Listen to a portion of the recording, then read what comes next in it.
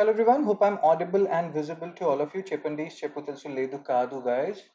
Hope you can hear me, hope you can see me. Today is 18th October 2025 and we will do Hindu analysis of that. Cool.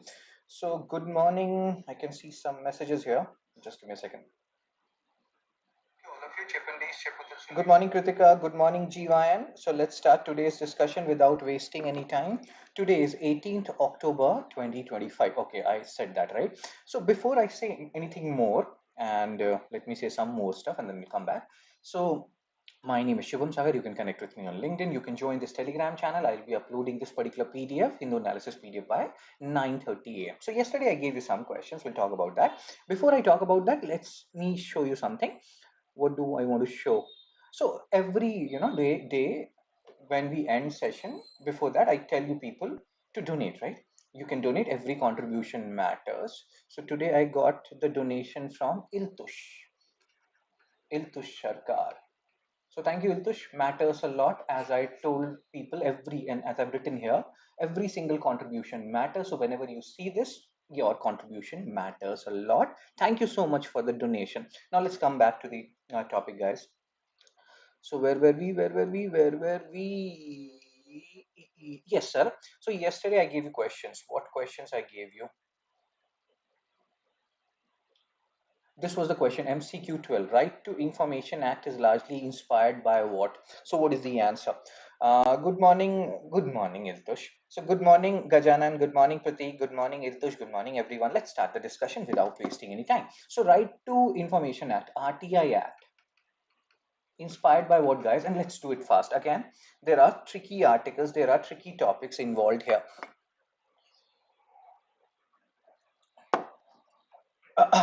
What is the answer, guys? It was inspired by National Rural Employment Guarantee Act 2005, 1996 Bewar protest. Iltush, any, all of you have given the answer. Pratik has given the answer. 1996 Bewar protest led by MKSS. Very good. Next question is MCQ 13. Which of the following are considered effective strategy for maintaining healthy dopamine or dopamine levels? What is the answer, guys? So Iltush, any, Pratik, Gajanan, all of you have given the answer. Very good, yeah. Reducing screen time and notification, engaging in physical activity and mindfulness, spending time in meaningful human interaction, constantly seeking digital reward. Digital reward is what? You are playing some games, you're winning some coins, virtual coins, or you are at the top, you're rank 1, rank 2, something like that. You're playing road rash. So all these are digital rewards. So will more and more digital rewards lead to healthy dopamine or dopamine levels? As Iltush and Anusuya, Ani, and Pratik, they have given the answer. The answer is A. Digital reward, if you're seeking more and more digital rewards, it is not good for you. It is not good for maintaining healthy dopamine or dopamine levels. Cool, sir. So let's move on. So the answer of MCQ 12 is B, MCQ 13 is A. Let's come back to the present and let's talk about the first article. Page 8, editorial, Better Global Governance led by China and India. Article written by King Ji, who is one of my good friends. So when I was in China, Shanghai, Changnong. So at that time, he became one of my best friends. Now he is a consul general of People's Republic of China in Mumbai. So generally, what happens with consul general? He's a diplomatic officer, basically. But this, you have so many diplomatic officers. He's one of those diplomatic officers of China who is not stationed in the capital city of India. He's stationed in Mumbai. So obviously, if a consul general is writing a particular editorial, he will be saying, okay, so Iltush, Any, Pratik, Gajanan, all of you have given the answer. He'll be saying good things only, right? So India-China relationship, Hindi chini, bhai, bhai, blah, blah, blah. So he will talk about all those stuff and we will talk about what he is talking. And China has proposed something which is known as GGI, Global Governance Initiative. Before we talk about this India-China relationship, which is also known as Sino-India relationship, we have to have a basic understanding, the pestle analysis. India-China relationship in a nutshell. Historical relationship. Buddhism connects us. If we talk about, and we'll talk about his topics and everything, first of all, let's focus on the broad topic. India-China relationship, very important from GS2 perspective, very important from ESA perspective, and the cultural linkage is very important from GS1 culture perspective. So multiple importance are associated with this article. So historical background, trade, Silk Route, India was a part of it during the post-modern period when Roman trade was happening. Then Buddhism spread to different regions. These people, Xuanzang and Fahian, they came. Now your question, like a question for you people, guys. Fahian came during the period of which ruler? Asked by UPSC in other exam almost 60 million times. Xuanzang came during the reign of which particular ruler? And answer me fast. So these people. So this is ancient relationship. Modern beginnings, 1950. We were one of the first countries, non-communist countries, to recognize People's Republic of China. Please remember, China is known as PRC. Very good. And which is Republic of China? Taiwan. So there is a difference here. Republic of China is Taiwan, and People's Republic of China is China. And there is a story also. Kuomintang and Maoist people, they were fighting. So this Kuomintang group, they fled away from China, the mainland, and they went to Taiwan and they established this Republic of China. So keep it in mind. So Iltush is stating Chandragupta II. Who Chandragupta II, Iltush? Fahian or Xuanzang? Who came? So Xuanzang, Harshvardhana, and Fahian Chandragupta II. So Iltush and Annie, they have given the answer. Very good, yeah. So Fazian, he came during the period of CG2, Chandragupta II. CG2. Very good, yeah. And Xuanzang, he came during the period of Harshvardhana. And we have also discussed this whole thing, how you will remember these stuff. How you will remember these stuff. So Fahian F and Xuanzang, you know, Huan Tsang we also call him. So F comes before X or H. So Fahian came before Xuanzang in alphabetical order. CG2, Chandragupta II, which is around 400 AD. He came around 400 AD, and Harsha's reign is 606 to 647 AD. So do remember these facts and figures. They will actually help you in remembering stuff in a better manner. Cool, guys. So again, let's continue discussing what we were discussing. 1950, Hindi Chini Bhai Bhai. And then conflicts happened. 1962, Sino-India War. Because of Tibet issue, because of Askai Chin and Arunachal issue. Diplomatic ties remain frozen. And then things settled to a certain extent. In 1990s, 2000s, trade resumed. All these things, talks happened. And then something happened in 2020. Galwan Valley clash first led the encounter. So these are the some like conflict zone. We'll talk about some other conflict zone, but it's not like there is always and there is only conflict happening with China. China is one of India's largest trading partner. Although this is a different matter altogether, that our import is much more than export, which is also an issue of friction. So what we are trying to do here, we are trying to summarize the facts related to China, the things which are important. So India export raw materials, blah, blah, blah, multilateral platforms. We are a part of SCO, BRICS, G20, AIIB. We talk about climate change. We represent global South.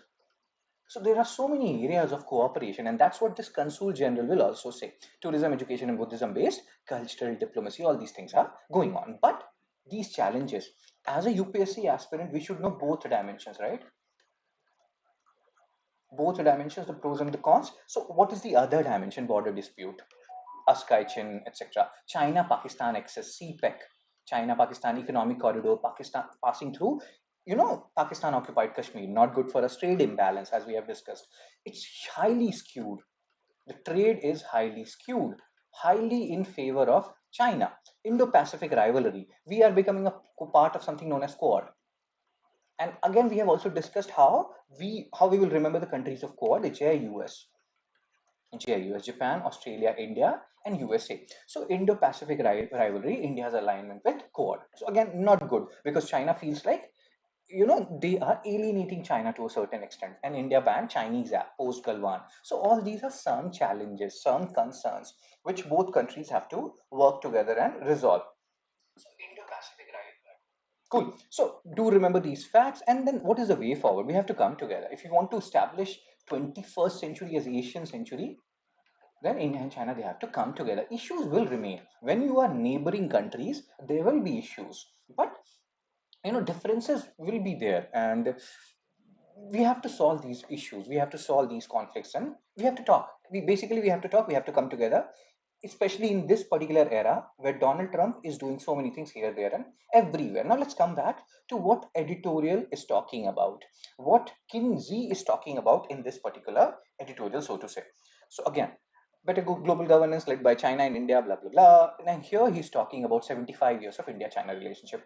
Diplomatic ties established in 1950, as we have discussed. We were one of the first non-communist countries one of the first to recognize China, one of the first.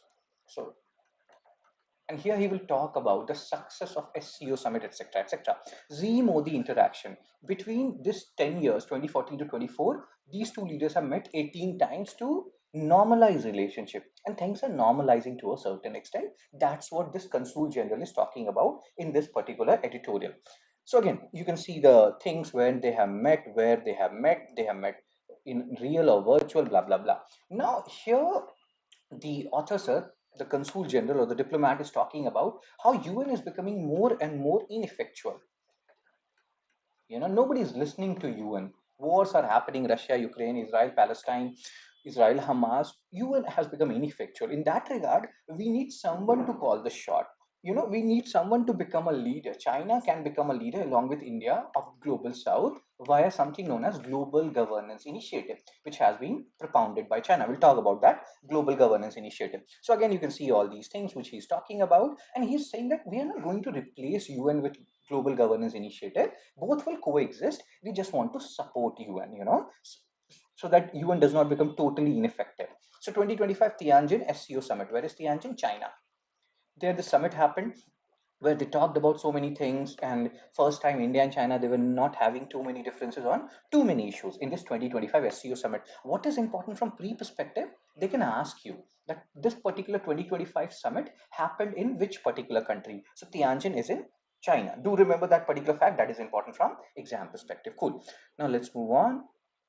Core message: India and China are partners, not rivals. Cooperation will help.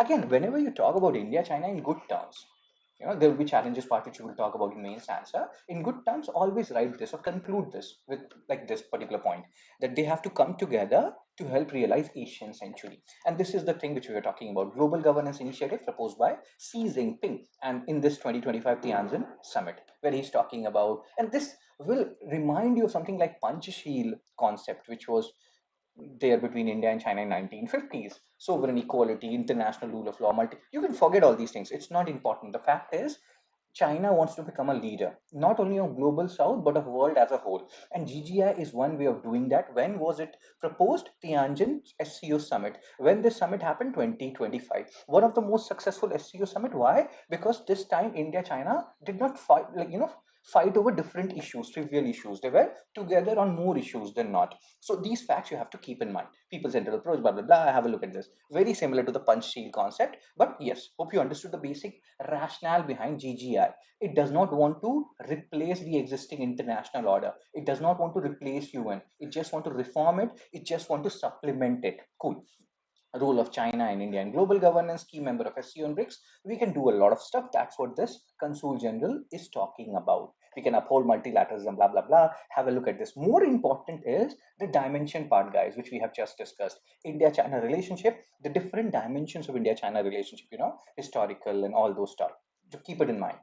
And now let's have a look at some pre-questions and some mains questions.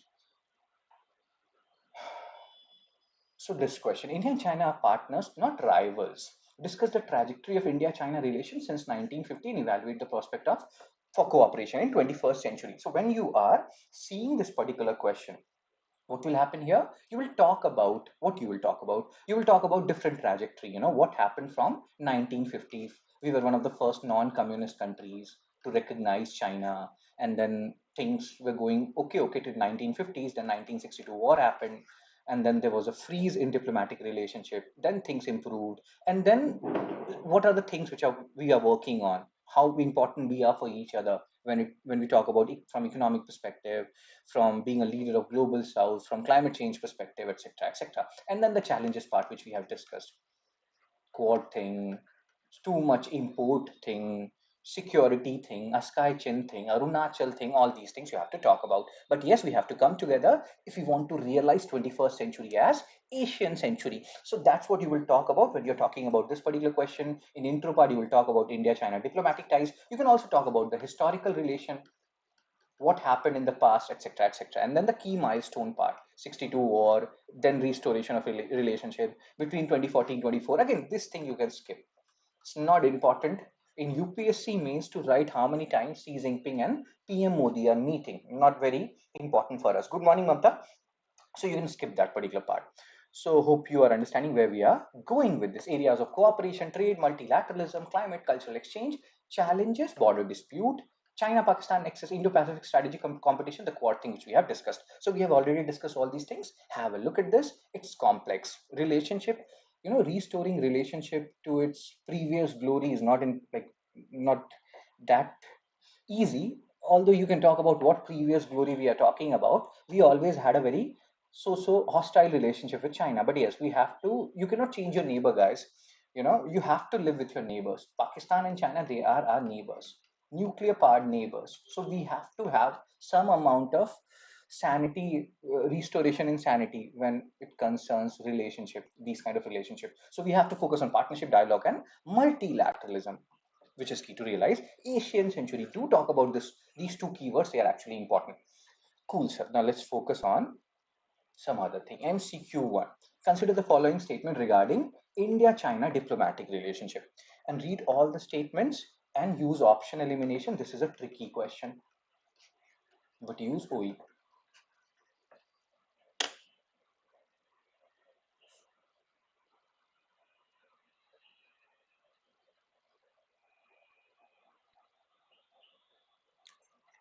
Consider the following statement regarding India-China diplomatic relation. Diplomatic ties were formally established in 1950-1962 war took place over Arunachal Pradesh and Sikkim. India and China resumed face-to-face high-level meetings post-COVID in 2023. So what is the answer, guys?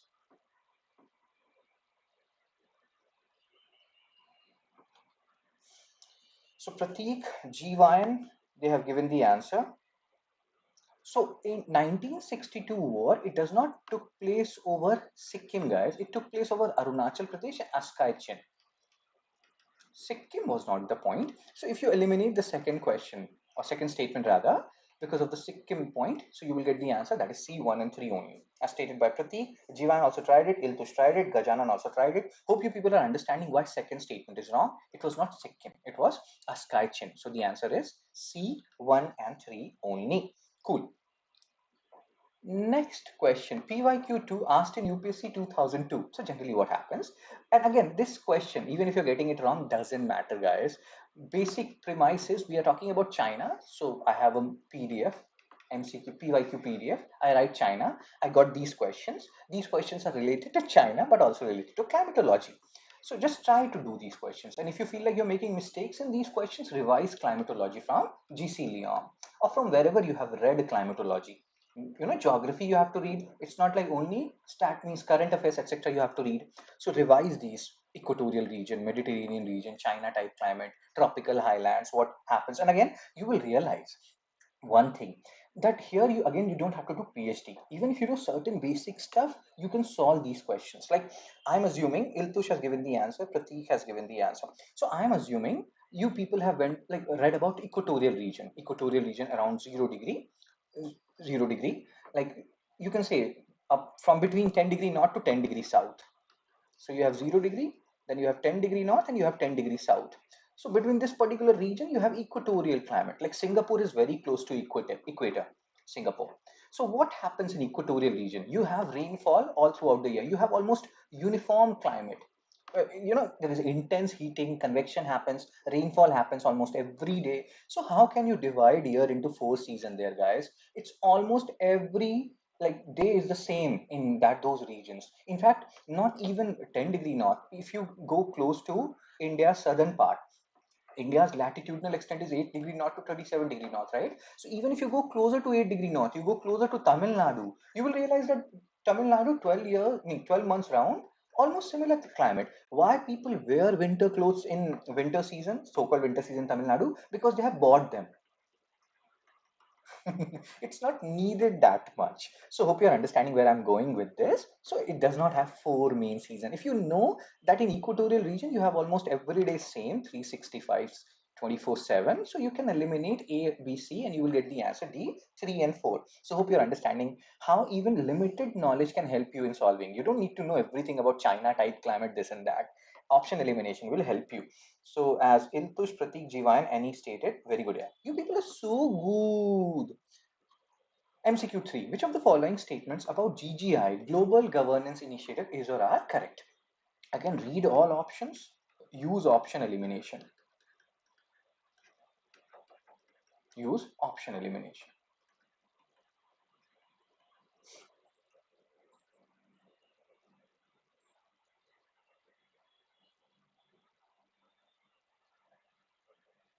Chepandis, guys, Chepandis. Oh my god. Sometimes when I hear myself, I'm like, oh my god, look at that guy. There's a song also stated by some singer. Oh my god, look at that. I cannot complete it. So GGI aims to replace existing international system. It emphasizes collaboration between developed and developing nation countries. It is inspired by UN Charter and promotes multilateralism. What we have just discussed about global governance initiative propounded by China in 2025 SCO summit, which happened in China, that they want to complement UN. UN is facing a lot of stress, pressure from US, and these wars are happening. So it does not want to replace existing system, complement it, reform it. You can say that, but not replace, guys. We don't want to replace UN, or GGI does not want to replace UN. So if you just eliminate one, so what will happen? A, C, and D are gone. You're left with B, 2, and 3 only. Very good. Who stated it? These people. Iltush, Gajanan, Pratik, Jiva, and Annie. All of you stated it. Who is a good girl or who are good boys? You people are. So B is the answer. Next article. Again editorial. India, Afghanistan. Oh my God. One country goes, other country comes. So this madam, Tarak Kartha, who is a very good friend of mine in a virtual world, same with that Consul General, sir, Tarak Kartha, former Director, National Security Council Secretariat. So again, we know what happened. You know, Afghanistan acting foreign minister, Amir Khan Muttaqi, he came. And Taliban and India, we don't go together. Again, just like India, China, if you go, and if you talk about historical relationship with Afghanistan, we recognized Afghanistan in late 1940s. We had good relationship because in Afghanistan till 1970s, 80s, even 90s, we have good relationship because there was a pro-Soviet government in Afghanistan. So pro-Soviet government, and Soviet Union always have been a good friend of ours, Russia, etc. They are not like US transactional relationship. We can rely on Russia. Although these days they are getting closer to Pakistan. Again, let's focus, guys. So what I'm saying is, but what happened in 1996? Taliban captured Afghanistan. So from 1996 to 2001, we suspended all diplomatic relationship and we started supporting the opposite side who were fighting against Taliban. So there is a past to everything. It's not like why we are very, hesitant right now because Taliban is a terrorist organization. Because Taliban also remembers that between 1996 to 2001, what was happening, whose side India was on. So that's why we have to be very, very, like proactive and very sincere regarding where we are going with this India Taliban relationship. But again, as we have discussed in the previous Hindu analysis, we have our investment in Afghanistan. Afghanistan is very important for us to keep a check on Pakistan. We can keep a tab on what is happening in Pakistan via Afghanistan. So earlier we had this Chabahar port thing, Chabahar port, via which, like, let me show you something. So there are certain things, there are certain areas of cooperation which is happening or which has happened between India and Pakistan. So like this is Sehtut Dam, which is built on Kabul River. In like this Kabul River is drying in Afghanistan. Water is a major issue in Afghanistan, and then you can see if we are having certain amount of look at Sehtut Dam, via that we can also have a certain amount of look at what is happening in Pakistan. So Afghanistan is also important from that perspective, so strategic perspective. So Chabahar port earlier was there. Iran, they were helping us go to Afghanistan bypassing Pakistan. But now sanctions have been imposed on Iran, so that Chabahar thing is in a limbo. But still, we want good relation with Afghanistan. We help them in building their parliament. So there are multiple areas of cooperation here. Good morning, Vidya. So hope you're understanding. Shaitut Dam, do remember, built on which river? Kabul River. Kabul Fiza, and Kabul River is a tributary of which other river? Indus River. So Pakistan is not very enthusiastic about this Shaitut Dam as well, because they feel like it will impact the flow of Kabul River, which in turn will impact the quantity of water going to Indus River. So there are different dimensions here also, and that's why we want to do more and we want to construct Shaitut Dam, because if Pakistan is not liking it, we will do that stuff. That's how enemies You work with enemies. If they are not liking something, you will do that thing more and more. Okay, let's focus, guys. So here, this madam is just too cute. Why ma'am is too cute, who is writing this editorial? Because she is also talking about how if India and Afghanistan, they are having good relationship, it will also help normalize things in Pakistan. We'll have some talks with Pakistan, etc., etc. We are not concerned with Pakistan. With due respect to Tara Kartha, ma'am, we are basically concerned with how we can normalize relationship with Afghanistan. So I see it 814 hijack Indian embassy, bombed in Kabul. Very good. Pratik is such a good boy. So let's focus. So visit of Afghanistan acting foreign minister marked the beginning of renewed engagement between India and Taliban. Because we have investment, because we have strategic concern, so we should stabilize Afghanistan and project ourselves, as a humanitarian force. That we should do. UN peacekeeping force. Anyway, India has a one of the largest forces. Terrorism and ground realities, as you can see here, Afghanistan are more with us than with Pakistan. Afghanistan, Pakistan, they're having their own issues, which you can read in the recent things. We can talk about it later on, but that doesn't concern us too much. It concerns us in some way or the other. But yes, Afghanistan is more with us. Rashid Khan, again, let's focus. There was one time when Afghanistan cricket team, they were playing in Greater Noida, some stadium. So yes, they condemned Pahalgam terror attack. They said that Afghan soil won't be used against India. They won't allow Pakistani forces to use Afghan soil against India. And that's why we need to stabilize relationship with Afghanistan. Maybe Taliban will forget about 1996 to 2001. In international relationship, these things happen, man. Sometimes you have to forget past. We did not support you between this period because, as Pratik is saying, all these hijack etc. happened. So you have your own concern, and we had our own concerns. Then the drug part, then the opium cultivation part. When you people will grow up and you will prepare for UPSC, and when you will become 18 plus, you will realize that in UPSC GS mains there is a paper, GS mains paper 3. In GS mains paper 3 there is drug trafficking, which is there. And then when you will read about drug trafficking, you will read about two terms. Oh my god, what are those two terms? Golden triangle and golden crescent. Now, if you people know the difference between these two, write it in the comment section. Become keyboard warriors. So, golden triangle, golden crescent. We talk about these, regions, drug trafficking regions. And there is a state in our country, Punjab. Udta Punjab. So, Udta Punjab, Shahid Kapoor. Drug trafficking, big issue, drugs, people. There is a conception which people have made that Punjab, everybody takes drugs. In Punjab, everybody is non-vegetarian. Please remove those misconceptions, guys. I was in Panchkula. I was in Panchkula, basically Haryana, but there is a tri-city, Panchkula, Chandigarh and Mohali. I stayed there for a very long period.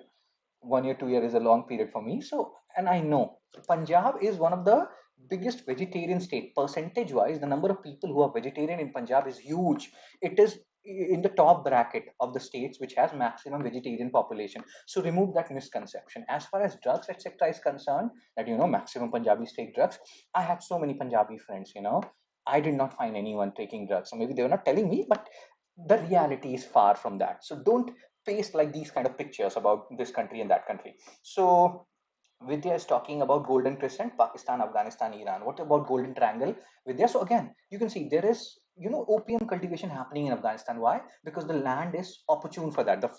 There are soils also which promotes meth lab growth and opium cultivation that can happen in that region, which is somewhat rugged in nature. Plus, they are poor and they get a lot of profit on this. But that is not good for our. I'm saying not everybody in Punjab is taking these things, but some people are. Otherwise, you would not have seen this movie. Otherwise, you would not have heard about these things, right? So we have to control this drug trafficking thing, and that can happen when you strike at the source and where these drugs are being grown, etc., etc. So that is also one area of cooperation, and that we are doing for our own, Western states. So India can offer help. This is also one area of cooperation. We have talked about water security, how Kabul River is drying, which is a tributary of Indus River, and how we are building Setut Dam. Because Pakistan don't like it, so we will build Setut Dam. We will help them more and more. Chile, Bolivia, and Argentina. No, Golden Triangle is not that. Golden Triangle is this side, guys. Myanmar, etc. Golden Triangle for that is a different Golden Triangle. That is for lithium. Golden Crescent and Golden Triangle in terms of drug trafficking, guys. Drug trafficking. So Vidya talked about golden crescent. What is golden triangle? What security in infrastructure? You can see this. Settled down. Remember this. From pre perspective, they can ask you it is built on which river. New water sharing treaty. Blah blah blah. You can read all these things. So water is an issue. Water crisis is a reality in Afghanistan. Women's education, they don't, they have very rigid or strict form of Islam there.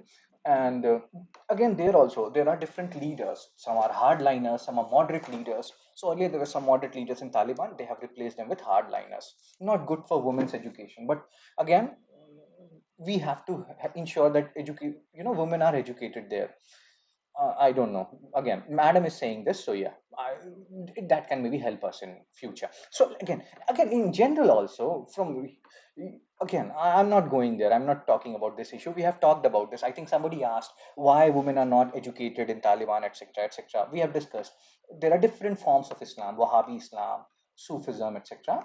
And in different forms of Islam, like Wahhabi Islam, etc., they are not allowed to drive cars, and there are restrictions. You should. So again, so this article argues for gradual multi-dimensional engagement. So if you talk about areas of cooperation with Afghanistan, so we have built their parliament, etc. Water is one area of cooperation. You know, this drug trafficking control is another area of cooperation. Then strategic cooperation, because we need to keep a tab on what is happening in China. So there are China, I'm saying Pakistan. So there are multiple reasons why Afghanistan is very important for us guys, and we have to keep a relationship with them, even though we have to have, in this scenario, we have to have some amount of relationship with Taliban. Although the fact is we have not recognized Taliban, it's just the initial, talks which are going on. So let's see how things pan forward. Again, a question, because we talked about China, let's solve one more question using option elimination. Guys, if you are getting these questions wrong, don't worry at all. These questions will just help you in building your concepts. That's it. So you don't have to worry too much about it. This will also tell you how sometimes even limited knowledge will help you in getting the answer. But yes, climatology is important, and questions have been asked and will be asked. Thailand, Laos, and Myanmar, very good as Iltush, and as first any Iltush and Jivayan they stated. MTL. You people are so good, just like a wow.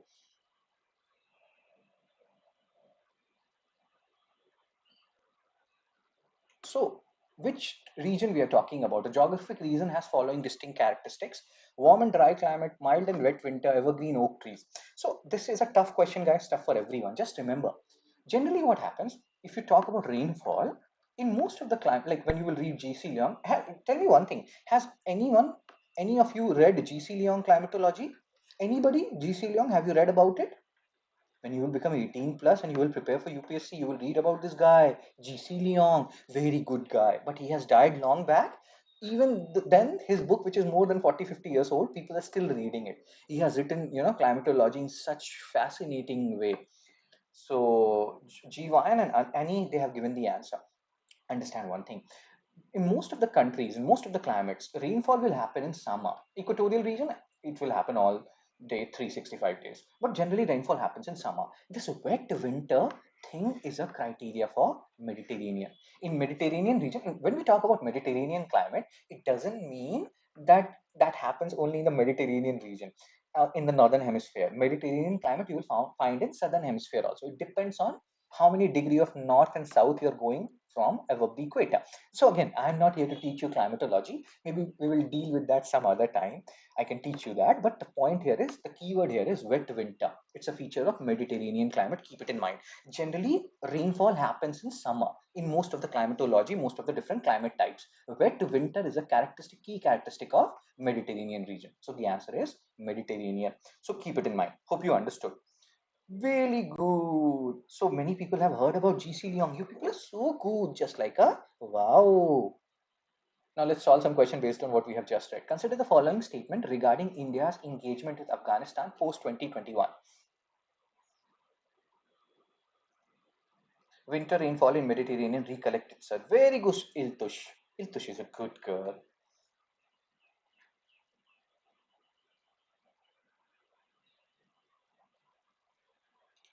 So again, read all statements here and use option elimination.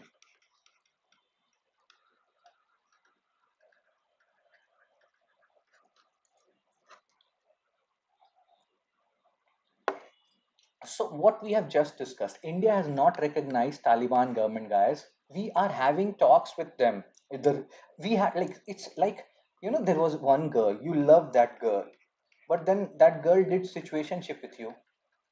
She broke your heart, and now you moved on. So and now she is coming back because she's seeing that you're doing good, and you're not remembering her, you're not running after her, and she wants to again establish a relationship, but you're hesitant. So India and Taliban is something like that. We have a bad past. 1996 to 2001, we were supporting somebody else, the opposite half of Taliban, means the opposite side. So it's a complicated relationship, guys. It will not normalize. Even if that girl is coming back to you and she's saying for second chance, you will take your own time. If hope you can understand. So our and Taliban relationship to become okay, so it will take its own time. So currently we are just having normal talks because we have to look from strategic perspective, economic perspective, commercial perspective, but we have never recognized this government. So the answer is B, as stated by Iltush, Pratik, Annie, Gajanan, Jivayan, Vidya. Really good. Never ever, please understand this, guys. And lesson for you: if somebody went away, this and that, and they are coming afterwards for you, never ever get into that thing because of sentiments. Move on in life, guys. Never ever go back, because let's say one person cheated on you, they will cheat again, because these things will happen. If you don't trust that person, you will never trust her or him. So going back is never an option. Be single. Nobody has ever died alone, but every when people are in bad or unhappy relationship or marriages, they die every day. So being single is much better than being with toxic persons. Okay, let's focus, guys. Why we went here? You people deviate me so much. Okay, let's focus. Which of the following countries provides India an alternative trade route to Afghanistan bypassing Pakistan?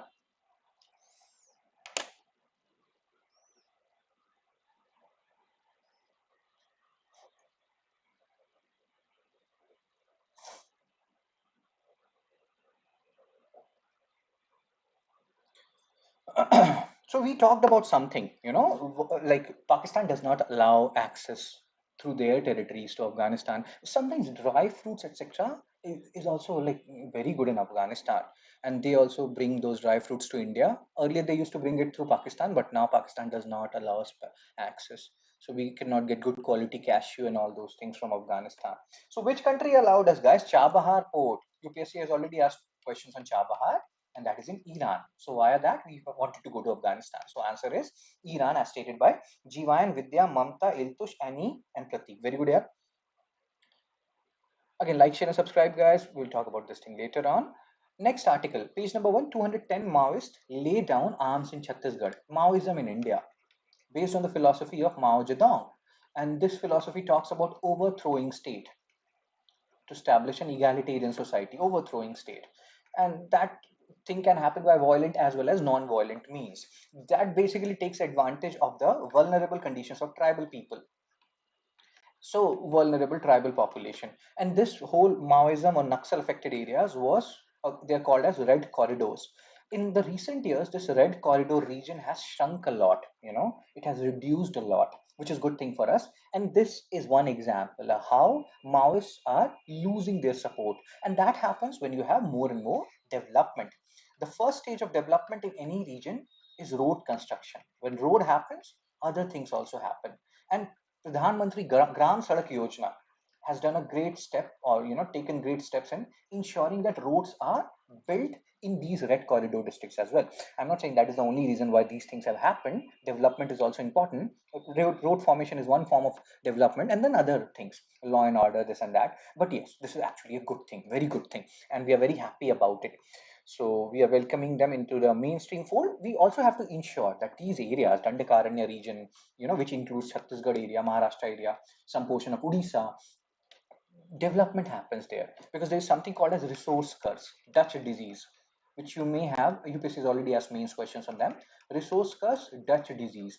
What do these terms basically means? The regions which are rich in minerals, rich in resources, these are the regions which are generally the poorest. You see Jharkhand are very rich in minerals. You see Northeast, you have minerals there. You see Africa, you have minerals there. And generally, these regions are one of the poorest regions in the world. Why? Because you take these resources and use it for development of some other region. So please ensure that this resource curse does these things, they don't happen. You know, if you are using resource of a particular region, use it for that region as well. Don't use those resources to develop some other region. You will understand. I will tell you one more example. There is a concept which is known as dedicated threat equalization. Just listen to me, you will understand, gain some more conceptual clarity. So dedicated threat equalization means what? It is said that, currently Bihar elections talks are going on. Many people say Bihar is so developed, underdeveloped, so developed. I am from Bihar, underdeveloped, least developed state of our country. Why this has happened?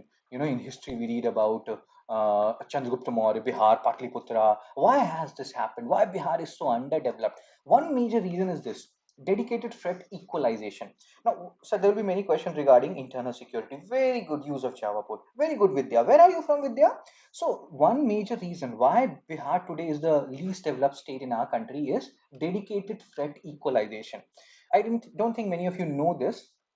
If you know it, post it in the comment section. Otherwise, I will tell you. So do you know what is dedicated threat equalization, guys? So now here the talks are going on. People are very happy. Chhattisgarh Minister Vishnu Dev Shah, he is very happy. Deputy Chief Minister, they are very happy. And then there is a symbolic gesture.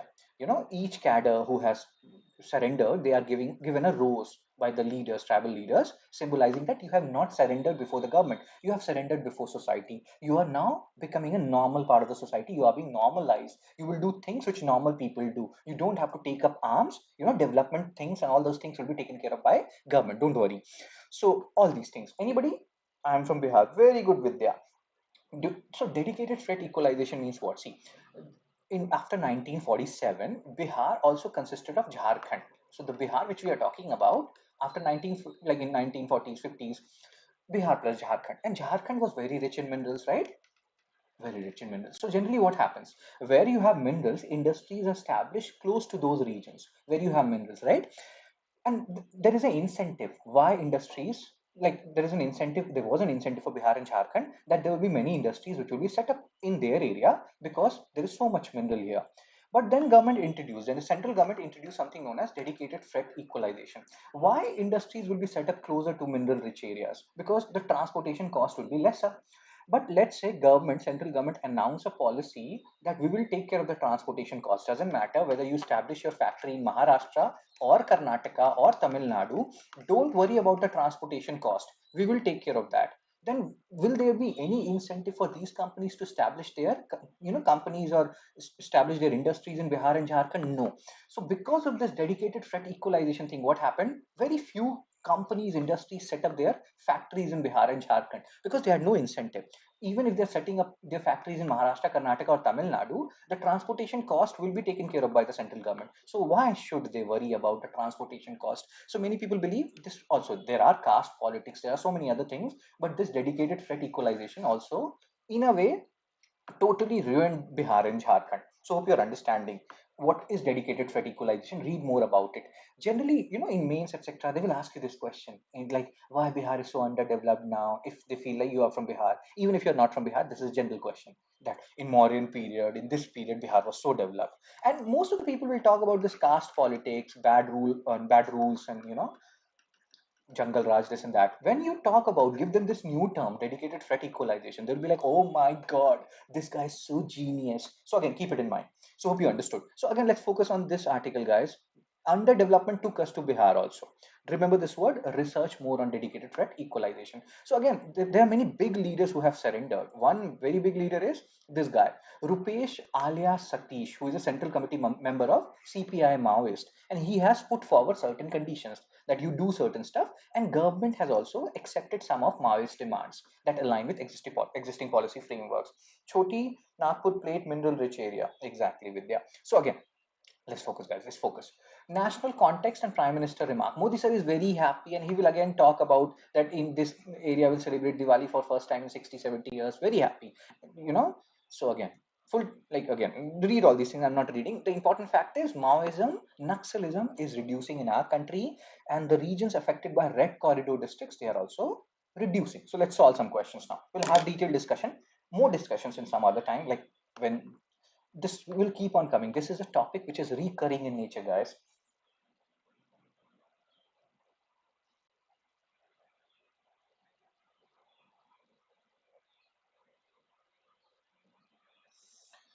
So the term red corridor in India refers to what? Chepandi is fast. Jivan has given the answer. States affected by left-wing extremism, Maoist insurgency. Jivan, Pratik, Iltush, all of you have given the answer. MCQ 8. Which of the following statement about LWE in India are correct? So Jivan, Pratik, Iltush, Vidya, Annie, all of you have given the answer. Really good. Who are good boys and girls? You people are. Again, use option elimination here in this question. Read all statement, use option elimination. Chepandes, Chepandes, Chepo.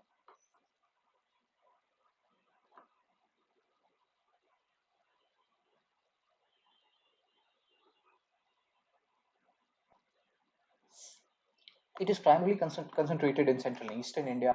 Government's approach includes both security operations development initiative. The movement has largely been urban based since its origin. Is it largely urban based? Urban region? You find, Naxalism in urban areas. Chhattisgarh has so much urbanization. Jharkhand has so much urbanization. It is mainly rural based. We are not saying, there are many people who talk about urban Naxal, etc., etc. They some people even frame me as urban Naxal because I criticize government, but I'm not an urban Naxal guy. I don't even know what is the basic meaning of urban Naxal. God knows why. But again, not everyone who criticizes government is urban Naxal. Some can be Deshbhakt also, who care about their country, who feel like there should be some amount of, okay, I'm not going there. Every day you people take me to that direction. So movement has not been urban based, guys. It's mainly ruler based. So if third is wrong, so the answer, if third is wrong, you eliminate BCD, you're left with A, 1 and 2 only. So who stated A? Intush, Pratik, Gajanan, Jivan, and any, all of you have tried it. Hope you're understanding why it is A. The movement is not largely urban based, it is largely ruler based. Really good. MCQ 9. In the context of Maoist surrenders in India, the gesture of giving roses. Now, gesture, this kind of question will not be asked by UPSC. This is just for conceptual clarity. That they are not surrendering to anyone. They're just giving their older way of living. And again, I'm not giving you the answer. It will give you conceptual clarity, these kind of questions.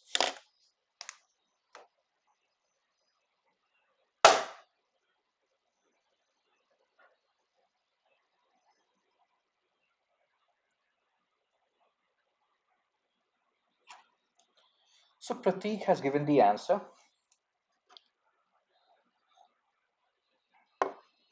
What is the meaning of giving roses to cadres by tribal leaders? That you are surrendering before society rather than the government. Don't think that now people are like, oh my god, we have given up, we were fighting for a cause, this and that, whatever way that cause is wrong. See here, each cadre was given a rose by tribal community leaders, symbolizing surrender before society, not the government. You are surrendering before society. You are doing something which will mean a lot to society, which will mean a lot to your family. So come back to your family, come back to your society. You don't have to take arms for development and this and that.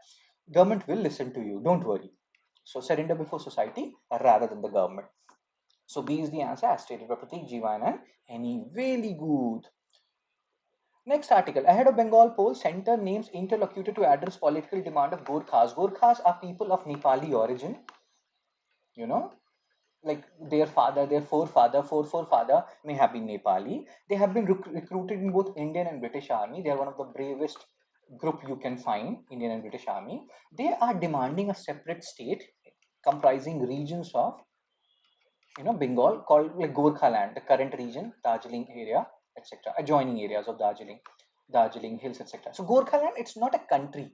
Like we talk about Greater Nagaland earlier, we have talked about Greater Nagaland because NSCN IM leader, he was coming to Manipur. He is currently in Dimapur and he was going to his Ukhrul region of Manipur. That is his birthplace. So there we have talked about Greater Nagaland. It's a nationality issue, guys. They're talking about a separate nation for Naga people. This is not that. So you have to understand these terms. They are important. Gorkha land is a proposed state which will incorporate areas adjoining Darjeeling Hills, mainly the portions of West Bengal, that particular region. The current government, which is there, TMC, they don't like this. They oppose this. They don't want creation of Gorkha land. BJP MPs, MLAs, they are continuously winning in this region, the Darjeeling region, and Now they have opened this particular scenario. Center has appointed Deputy NSA, earlier Deputy NSA Pankaj Kumar Singh, who will be talking with these Gorkha representatives to listen to their demands and to ensure how and to see whether this separate state of Gorkha land can be created or not, right? And again, 2026 West Bengal assembly election is due. Many people feel like it's a politically, again, political issue, etc., etc. But you have to understand from exam perspective what is important for us. Gorkha land, what is it? Gorkha people, who are these people? What they are demanding. Is it separate nationality like Greater Nagaland? No, it's a separate state demand, around Darjeeling Hills. That's it. And then different leaders will say something. BJP MPs and MLAs who are winning in that particular region, they're happy. TMCs are saying it is a political gimmick. We are not concerned, Bodoland. We are not concerned with the political connotation part, guys. We have to understand the terms, Gorkhas, Gorkha land, etc., etc. Let's solve some questions so that you can remember stuff. Which of the following statement about Gorkhas in India is or are correct?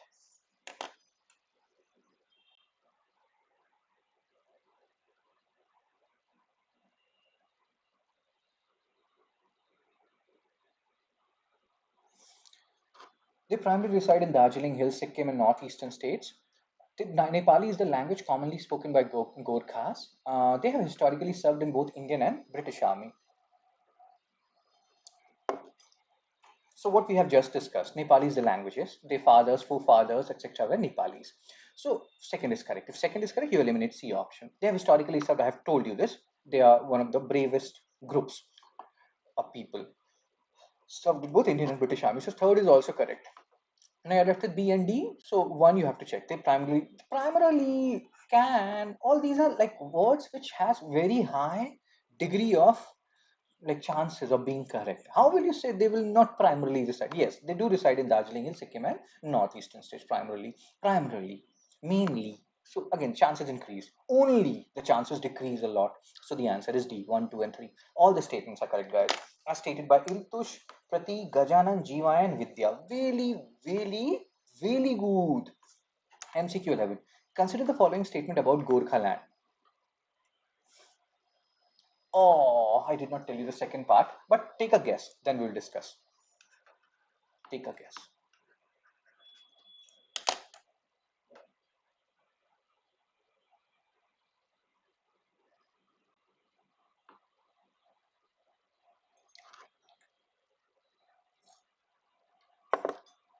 So yes, it is a proposed separate state in India carved out of parts of West Bengal. That is correct. So if A1 is correct, then what you're left with, A1 only and C both. Yes, the demand for Gokha emerged in 1980s. At that particular period, it emerged that they want a separate Gokha land. 1967 Naxal Badi movement, West Bengal, that led to emergence of Maoism, etc. 1980s Gorkha land, but they're separate issues.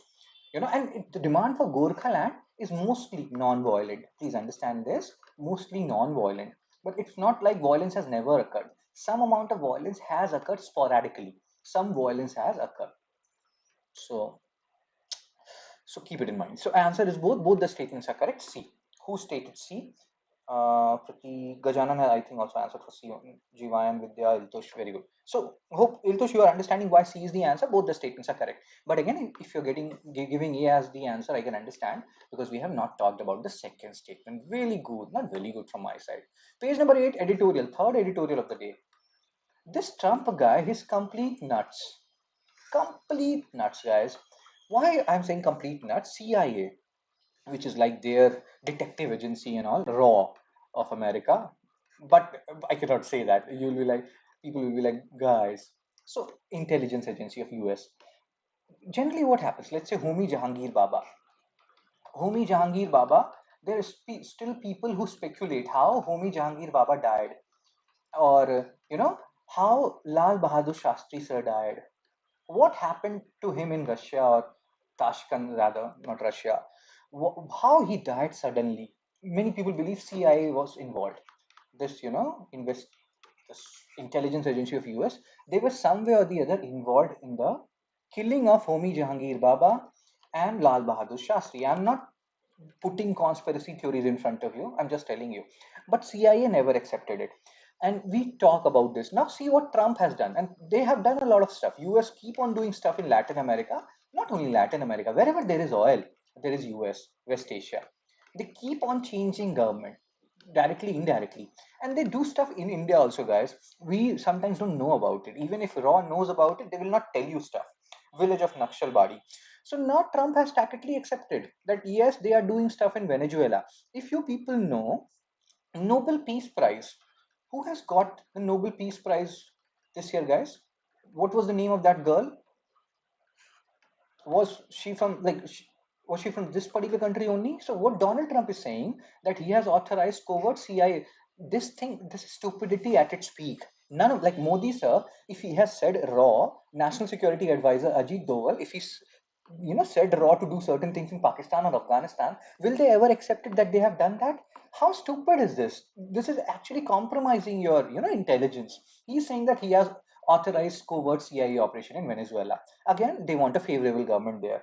Machado, dhoom machalo, dhoom. So Machado, she is the opposition leader. Now you can connect the dots. Why Machado was thanking Trump? Trump in his, like Trump, we all know what is the biggest thing Trump wants in his life right now, apart from girls. That is his first fascination. Or why I'm saying girls, because there was an actress in our time, you people don't know about her, Salma Hayek. What Salma Hayek said in one interview, that Donald Trump was hitting on her when Salma Hayek was with her husband or something like that, partner. Trump is that guy, total chichora guy, with due respect to Donald Trump, sir. So now, so apart from this ladies thing, the second most important thing for Trump right now is Nobel Peace Prize, and he wants that, but he did not get it. Machado get it, dhoom machalo dhoom, and Machado thanked Trump. Now you can connect the dots. Why Machado thanked Trump? In a way, Donald Trump, CIA, they are trying to ensure that Machado comes into power in Venezuela, and she does the Machado part in Venezuela. For people who don't understand Machado, dhoom machalo dhoom means make, like, okay. So can any other people can tell me what is the English word for Machado? Nobel Peace Prize is his present expectation. Very good, Iltush. So this is stupidity at its peak by Donald Trump, with due respect to Donald Trump, and they have done a lot of things in Venezuela, etc. And this is not the first time US is doing this, but maybe this is the first time they're openly confirming it. They have done a coup in Guatemala, Cuba, and there's another reason why Venezuela they are targeting this time. Venezuela traditionally has been close to Russia and China, somewhat communist in nature, communist model, etc. And obviously, communism, capitalism, arch enemies, so they will not like it. And then there are other reasons. And obviously, the most important reason is their closeness to Russia and China, which is not liked by Trump. Plus, they want a favorable government there. Trump feels like this particular Maduro government is not favorable to them. These past operations, they keep on doing stuff, and then the oil thing is always there. They want oil, and you can see all these things. Millions of Venezuelans have fled the country, and they are also taking journeys through Darien Gap. Now, this is important from geography perspective. They can ask you, this Darien Gap region, which is there, where is it, like this Darien Gap? So this is Darien Gap, guys. So this is a region, you see this Colombia, Panama. It's actually a connecting portion. Hope you can see this Darien province here and the Darien Gap.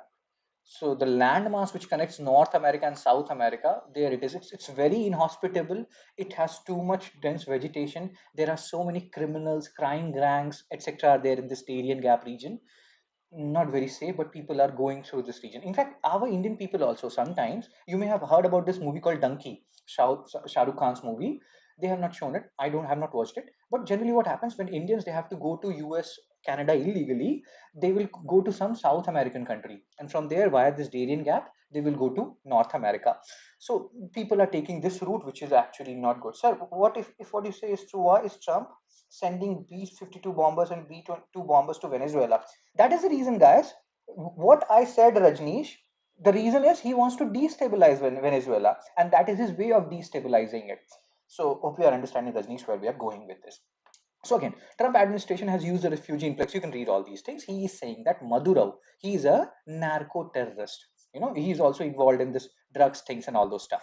So again, let's see what happens. There are some agencies, intelligence agencies in US, who are not agreeing with this drug trafficking claims. Then Trump, what he did, he removed those intelligence agency guys who said these stuff. He fired those officials, just like he fired or he ensured that there was a guy, talk show host of some US television. I forgot his name. he is removed. So again, right to freedom of speech and expression. Many people believe that in India you have press freedom index, etc., Reporters Without Borders. So in India, the freedom of speech and expression, it has reduced a lot. There is very less freedom of speech and expression, and RAND confirms it. Reporters Without Borders. Same thing. And earlier people were like, no, US is a true democracy. You can say anything about president, etc. You don't have to fear for your life. Now, today only, I think there was a report which newspaper report which published where Hindu, again, I will show you that. Why should not I show you that? Let me just give me a minute, guys. Just give me a second.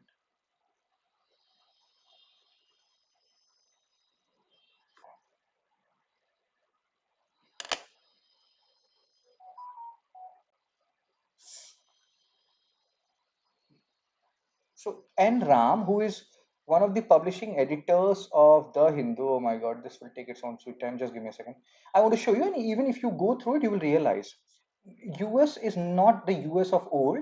It has changed a lot. Things have changed a lot. Freedom of speech and expression is in danger in US also under Trump arena. So India is not the only democratic country where freedom of speech and expression is threatened. We are not saying like it is threatened. I don't believe in it. Different reports say that. Again, what the thing I did, man. Okay, you can watch it. You can have a look at it. So yes, US is not the US of old. That's what these things and these people they are talking about.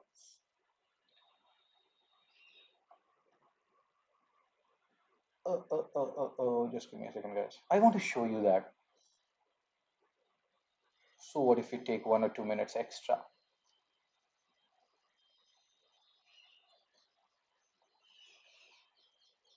See this. So he is N. Ram. This article, hope you can see this. N. Ram, he is Hindi CEO group or something. So N. Ram, US, N. Ram is the director of the Hindu group. He said that right to freedom of speech and expression is in peril, not only in India. India, everybody knows. I don't believe in that. I believe freedom of speech and expression is totally there in India, but in US also, it has been impacted. So that's what he has talked about. But again, so and these things that where he is firing intelligence officials for saying that drug trafficking is not a correct allegation against Venezuela, that in a way is saying how much freedom of speech and expression is there in US. So you can read all these things. You can read how international community should respond and why Machado is getting Nobel Prize and why she's thanking, etc., etc. Everything is connected in some way or the other. And where is my, yeah, as there is a show called Dark which stated that everything is connected some way or the other. So we are connecting the dots here. Again, we will keep on seeing the development which happens. Let's solve some questions.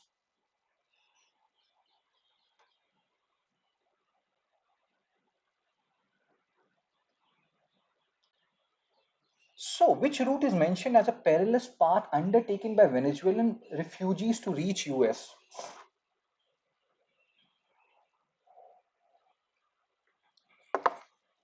He is sending B-52 bombers and B-2 bombers because he wants to annihilate Venezuelan current government or Venezuela's current government, and he wants to establish a puppet regime, maybe led by Machado. Which route is mentioned as a perilous path undertaken by Venezuelan refugees to reach US? And Stephanie is fast, guys. Gajanan, Iltush, Pratik, Jivayan, any all of you have given the answer. Really good. MCQ 13 or PYQ 13, this is again based on the whole China, etc. climate. Think about it. 12 and 13, they are your homework. And we'll discuss it on Monday at 8 a.m. Like, share, and subscribe. Spread the word. And I will share this particular PDF in this Telegram channel. You can, by 9:30 a.m., you can join this. You can post your score. 2 more days are remaining, guys. Tomorrow night, this whole lifetime success bundle will close, and the prices of these individual courses can also increase. So even if you want these any of these individual courses, you can enroll for it by try to enroll by tomorrow 12 midnight. So that will help, right? Cool. That will help you people. Things become free in these success bundle after a certain period. You don't have to pay for hourly, monthly, or yearly subscriptions rather. So it always helps. And again, you can donate. Thank you, Iltush, again for donating today. Means a lot. Every single contribution matters. Thank you, everyone. And I am going now. I will see you people when? I will see people on Monday at 8 a.m. And hopefully, when is Diwali, guys? Jiva and Gajanan, Vidya, etc. When is Diwali? Diwali is on Monday or Tuesday? We will do Hindu discussion even on Diwali days, Diwali morning. I don't matter. It doesn't matter to me who is there, who is not. I will keep on doing my duty. I take leave only on Sundays. So even if there is no newspaper on that day, we will do Hindu analysis on that day. What we will do then? We will take the Hindu paper of Sunday, the previous Sunday. When is Diwali, guys? Happy Diwali. First of all, tell me though, when is Diwali? Which day is Diwali? Monday or Tuesday? Chepandi is fast. Anybody? Nobody knows. When is Diwali? Oh my god. Many people is telling me that it is Monday. I don't know what festival says. Very good. Jivan is such a good girl. So 20th, Vidya is saying Monday. Cool. So see you people on Monday at 8 a.m.